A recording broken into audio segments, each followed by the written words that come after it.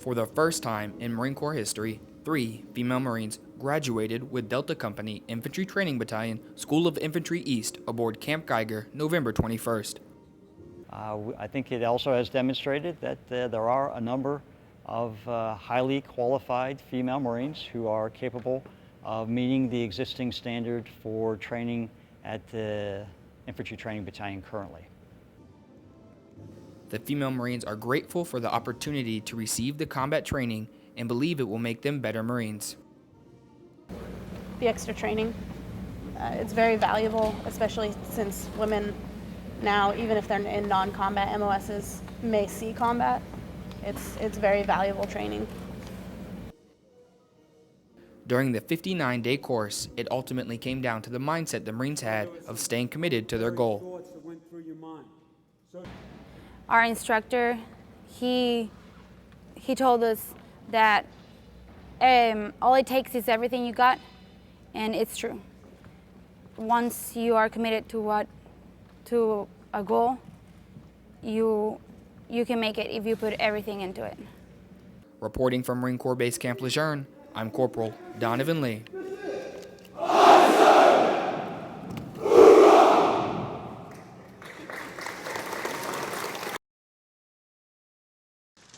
Hurry up, tighten up that gap. Marines with Delta Company began infantry training aboard Camp Geiger, North Carolina. Only, there's one slight change to the new cycle. It's just gonna slow you down long enough, right? For the first time ever, female Marines are taking part in infantry training. Their participation supports the Corps' research into women in infantry. Yes, Sergeant. Us putting these Marines through ITB is no different than what we're doing at MCT. Every Marine's a rifleman. These females coming through, being ITB, we're training them to be basically trained Marines.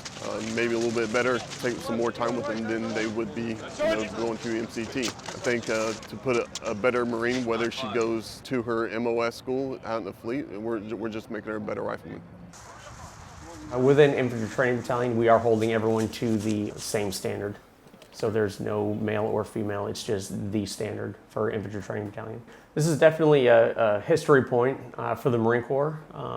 We're assessing it, taking the data input that we have, and everything will be assessed, and no one's held to any different standards. It's all the same standard, and the Marines are going to do good things, and we'll see where history brings us.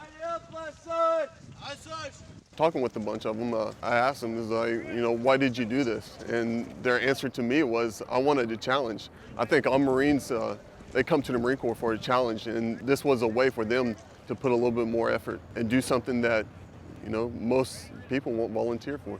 Reporting from Camp Geiger, North Carolina, I'm Lance Corporal Clayton Filipovich.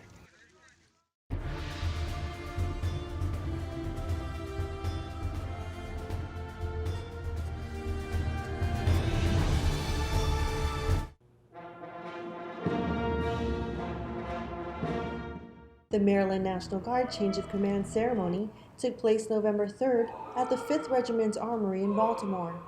4 decades of service to this nation.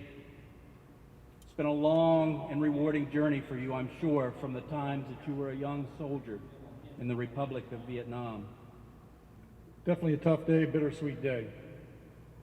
The most memorable moment is every moment that I got to spend with the soldier. We've trained and we've cried and laughed and helped each other out and propped each other up.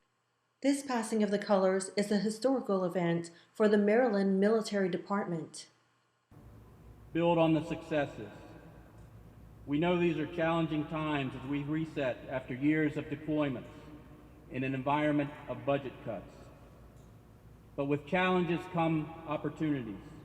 Brigadier General Linda Singh is the first female and the first African American to command the Army branch. If we look at the U.S. and all of the dynamics are changing, and so people are looking to see that they have role models that look like them at the top. Diverse candidates want to know that they can be able to succeed, so I think this is significant for everybody. Reporting for the 29th Mobile Public Affairs Detachment in Baltimore, this is Army Sergeant Aimi Fujikawa. Henner Gracie, head instructor of the Gracie Jiu-Jitsu Academy in California, recently came to Minot Air Force Base to teach a week-long women's empowered jiu-jitsu course, certifying nearly 100 men and women as Gracie Jiu-Jitsu instructors.